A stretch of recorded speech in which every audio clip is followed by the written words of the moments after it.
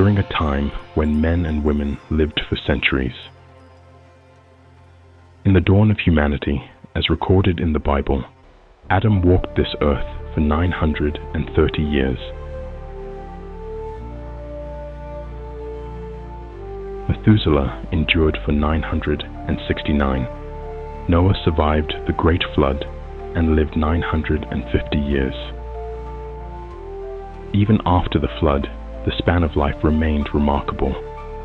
Abraham reached 175, Isaac 180, Jacob 147, and Moses 120. What sustained such extraordinary vitality in those ancient days? Many believe the answer lies in the pure, God-given foods of the land, foods that nourished not only the body, but the soul. Today, we journey back to those times, to see, to feel, and to understand how the people of the Bible ate, lived, loved, and endured.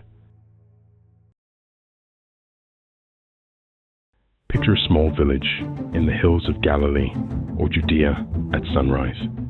Children laugh and run through the dusty square, their bare feet kicking up earth as they chase one another, sharing handfuls of sweet, sticky dates and juicy figs they picked that morning. Their laughter fills the air, innocent joy fueled by the simple bounty of the land. Nearby, a young mother sits in the shade of an ancient olive tree, cradling her newborn. She gently suckles the child while tearing pieces of warm barley bread and dipping them in golden olive oil. The baby thrives on her milk, rich from the nourishing foods she eats. In the fields beyond the village, strong fathers and sons work from first light, swinging sickles through waves of golden wheat and barley. Sweat rolls down their faces as they harvest the grain that will become their daily bread. At midday, they gather in the shade, breaking bread together, lentils stewed with onions, garlic, leeks, and cucumbers. Simple, hearty food that restores their strength for the long afternoon ahead. Young lovers walk the narrow paths between the fields, holding each other tightly, sharing a ripe pomegranate, its ruby seeds staining their fingers as they dream of a future together. Life in those days revolved around food, growing it, preparing it, sharing it. These were the 7 species the Lord promised his people: wheat and barley, vines heavy with grapes, fig trees, pomegranates, olive groves, and date palms, a land flowing with milk and honey. Each day followed a sacred rhythm. Families rose early. Women ground grain by hand on stone mills, then baked fresh flatbreads in outdoor clay ovens. The smell of baking bread signaled the start of the day. They ate 2 main meals, a lighter one around midday, and a more substantial supper when the work was done. Everything was seasonal.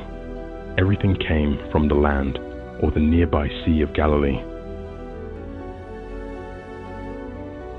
Fish, grilled over open coals, was a favorite, especially the tilapia we now call St. Peter's fish.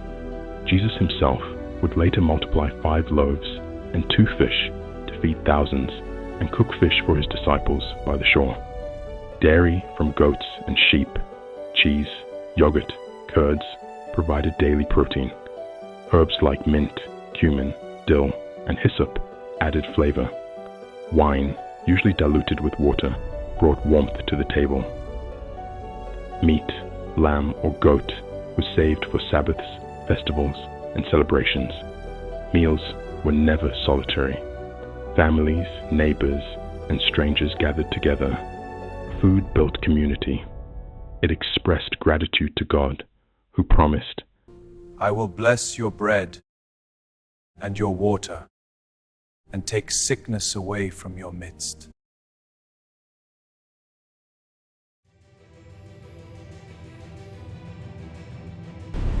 But life was not always gentle.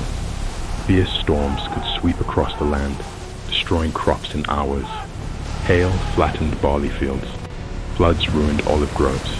Suddenly, the daily bread became scarce. Families rationed lentils and dried figs. The waters are rising too fast! Hold on! We must reach higher ground!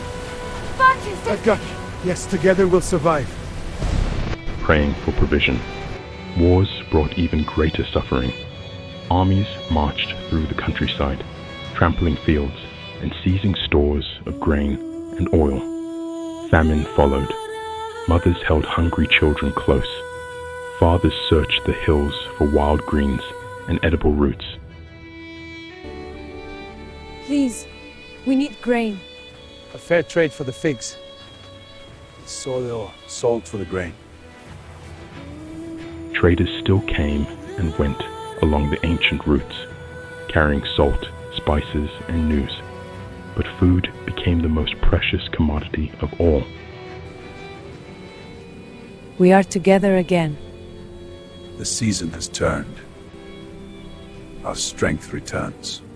In these times of trial, the people remembered the lessons of their ancestors. They turned to the simple, pure foods God had always provided. And time after time, those who trusted in Him saw their strength renewed. The Bible gives us a powerful living example. In the land of Babylon, young Daniel and his 3 friends refused the rich meats and wines from the king's table. We cannot defile ourselves with the king's food. Give us only vegetables and water. But why refuse the royal bounty? Our faith demands purity. Food that may have been offered to idols. Instead, they requested only vegetables and water for 10 days. At the end of those 10 days, they appeared healthier, stronger, and more radiant than all the other young men who had feasted on the royal delicacies. God honored their faithfulness, giving them wisdom and understanding beyond their years. Their simple, clean diet proved its power.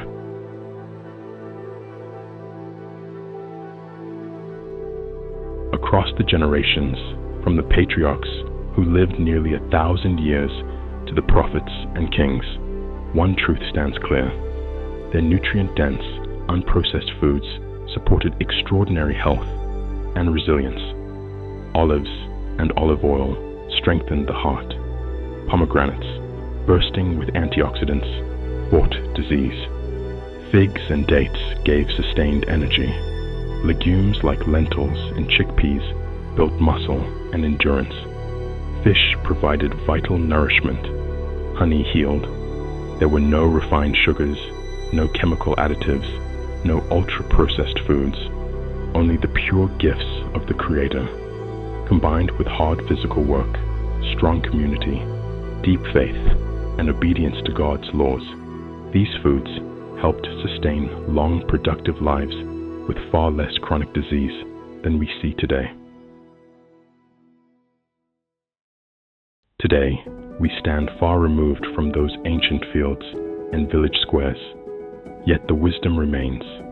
By returning, even in small ways, to whole grains, fruits, vegetables, healthy fats, and clean proteins, we can honor the bodies God gave us as temples of the Holy Spirit. Look again at the children playing in the square, the young mother nourishing her child, the father working the fields, the lovers sharing fruit under the sun. That same simple, powerful way of life is still calling to us. What if we chose foods as God intended? What if simpler, biblical eating could help us live stronger, longer, and with greater joy? May your table be blessed. May your body be strengthened. And may your days be full.